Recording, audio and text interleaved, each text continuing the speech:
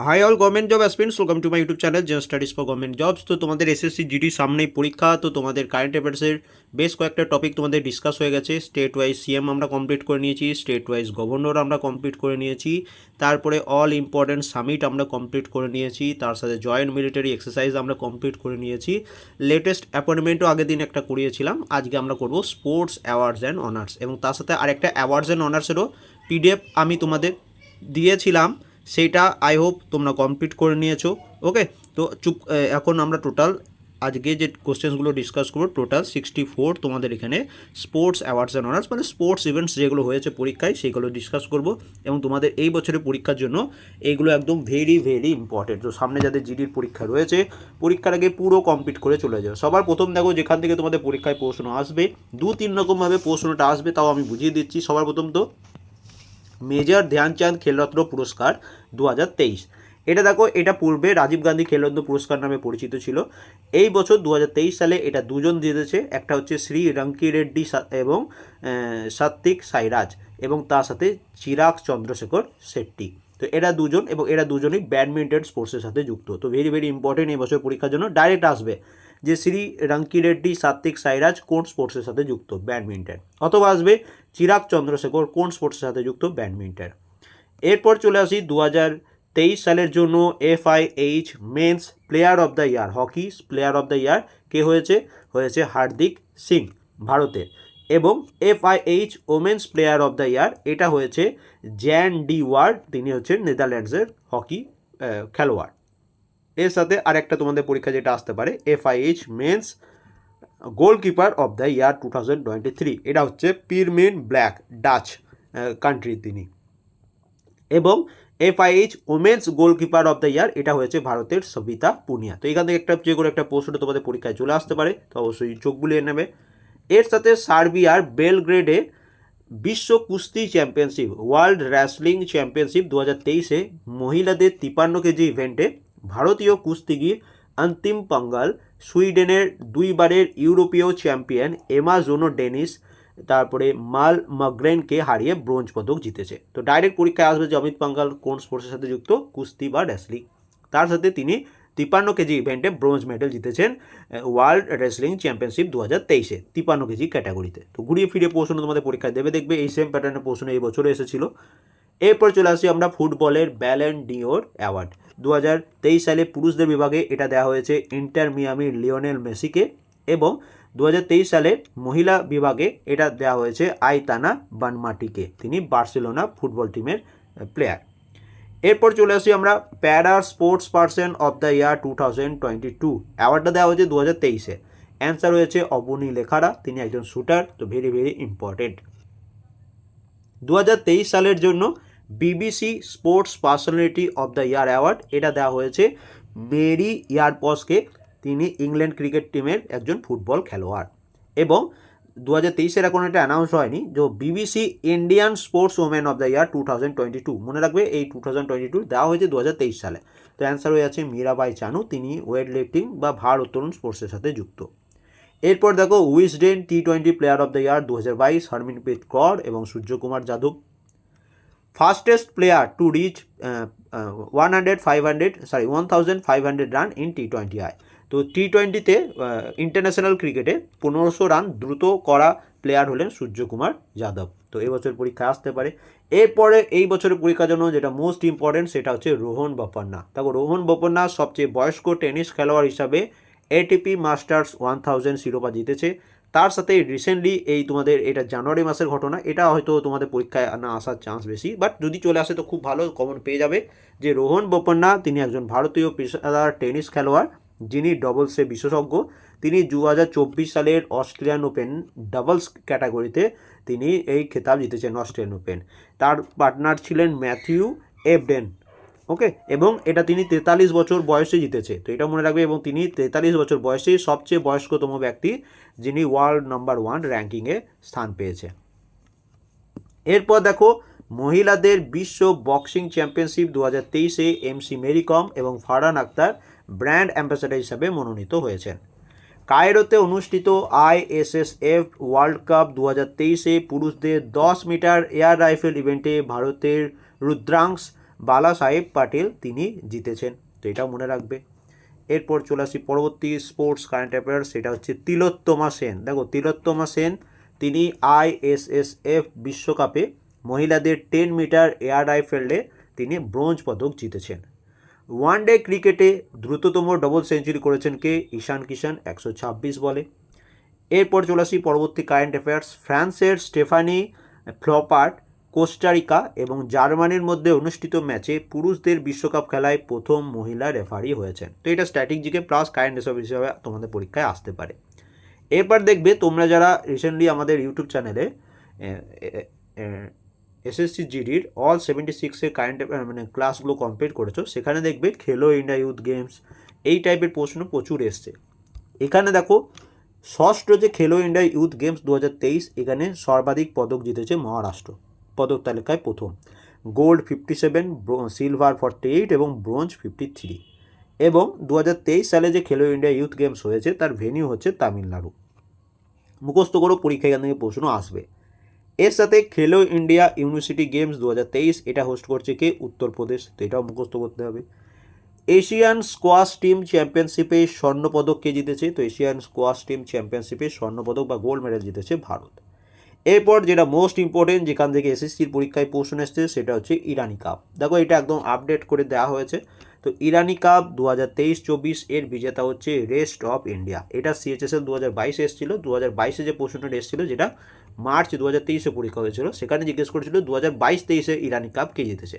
কিন্তু আমরা যেহেতু অনেকটা এগিয়ে এসেছি, তোমাদের এই বছরের পরীক্ষা এলে আসবে কি 2023-24-এ কে জিতেছে ইরানি কাপ? রেস্ট অফ ইন্ডিয়া ক্রিকেটের সাথে। এবং এর সাথে ইরানি কাপ এটা ক্রিকেট স্পোর্টসের সাথে যুক্ত। রঞ্জি ট্রফি 2022-23 এটা জিতেছে সৌরাষ্ট্র, ক্রিকেটের সাথে যুক্ত। বিজয় হাজারে ট্রফি 2023-24 এটা জিতেছে হরিয়ানা, প্রথমবার জিতেছে, ক্রিকেট স্পোর্টসের সাথে যুক্ত। এগেন এটাকে একদম আপডেট করে দেওয়া হয়েছে। সৈয়দ মুস্তাক আলী ট্রফি এটাকে জিতেছে সৈয়দ মুস্তাক আলী ট্রফি 2023-24 এটা জিতেছে পাঞ্জাব, ক্রিকেটের সাথে যুক্ত। দিলীপ ট্রফি এটাও ক্রিকেটের সাথে যুক্ত, এটাকে জিতেছে সাউথ জোন 2023 সালেরটা, একদম স্টার মার্ক। এরপর চলে আসি আইসিসি ওয়ার্ল্ড কাপ, যেটা 2023 সালে হোস্ট করেছিল আমাদের ভারতবর্ষ। চ্যাম্পিয়ন হয়েছে অস্ট্রেলিয়া ষষ্ঠবারের জন্য, রানার্স আপ হয়েছে আমাদের ভারতবর্ষ। টোটাল পার্টিসিপেট তোমাদের দেশ হচ্ছে 10টি দেশ অংশগ্রহণ করেছিল। এখানে প্লেয়ার অফ দ্য সিরিজ কে হয়েছিল ভারতের বিরাট কোহলি।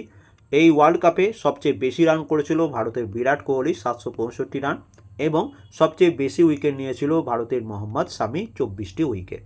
তো এই ওয়ার্ল্ড কাপ সম্পর্কে একটু এক্সট্রা ডিটেলস হয়ে গেলো, যেখান থেকে প্রশ্ন আসবে। এরপর চলে আসি 2023 সালের ডেভিস কাপ। তো 2023 সালের ডেভিস কাপ এর বিজেতা হলেন কে? তো এর বিজেতা হলেন ইটালি, টেনিস স্পোর্টসের সাথে যুক্ত এটা ডেভিস কাপটা। প্রো কবাডি লিগ 2022 এর সিজন 9 এর উইনার্স হচ্ছে কে?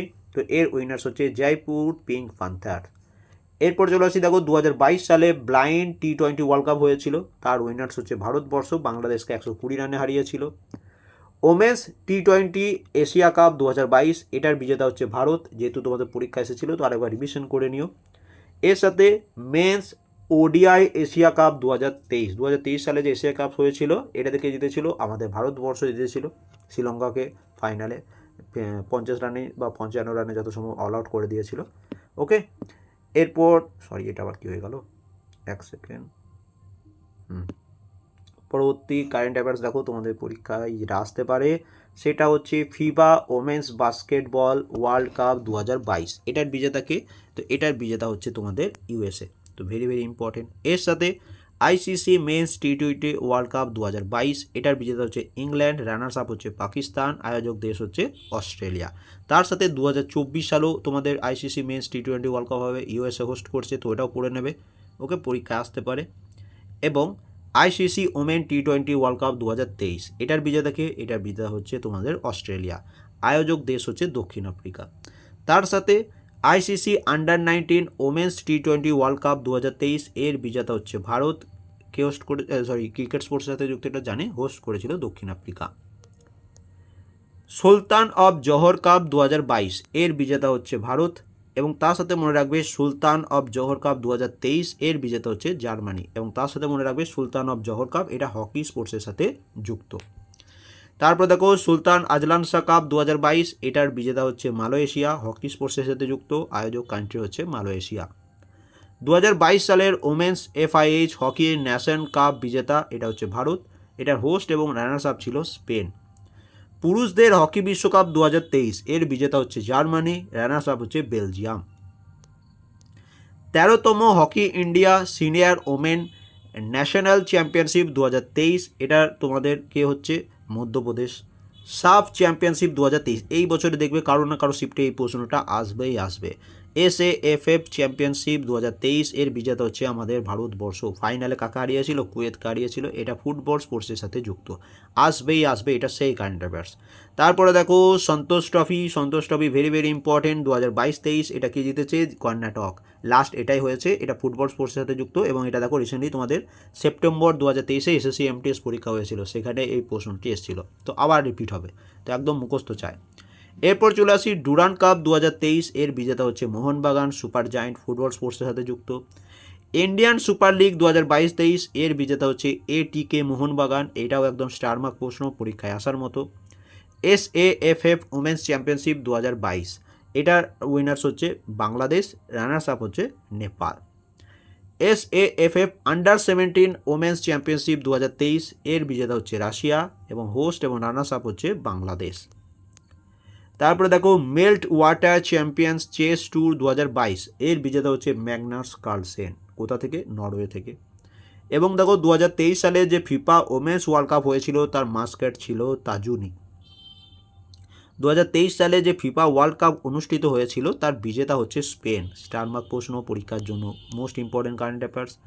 এর সাথে 2022 সালের ফিফা আন্ডার-17 ওমেন্স ওয়ার্ল্ড কাপ এটা কে জিতেছিল? এটাও জিতেছিল স্পেন। অলরেডি তোমাদের পরীক্ষায় চলে এসেছে, তোমাদের মুখস্থ করতে হবে। আর কয়েকটা কারেন্ট অ্যাফেয়ার্স রয়েছে যেখান থেকে তোমাদের পরীক্ষায় প্রশ্ন আসতে পারে, এটা মনে রাখবে। এটা আমাদের পার্ট 1 চলছে, কালকে পার্ট 2 চলে আসবে, তো পার্ট 2 করলে most important sports awards honours আমাদের কমপ্লিট হয়ে যাবে। ফিফা ওয়ার্ল্ড কাপ 2022 এর বিজেতা হচ্ছে আর্জেন্টিনা, রানার্স আপ হচ্ছে ফ্রান্স। শীর্ষ গোলদাতা হচ্ছে ফ্রান্সের কিলিয়ান এমবাপ্পে, 8টি গোল করেছে, তাকে গোল্ডেন বুট পুরস্কারটা দেওয়া হয়েছিল। সেরা খেলোয়াড় হয়েছিল আর্জেন্টিনার লিওনেল মেসি, তাকে গোল্ডেন বল পুরস্কারটি দেওয়া হয়েছিল।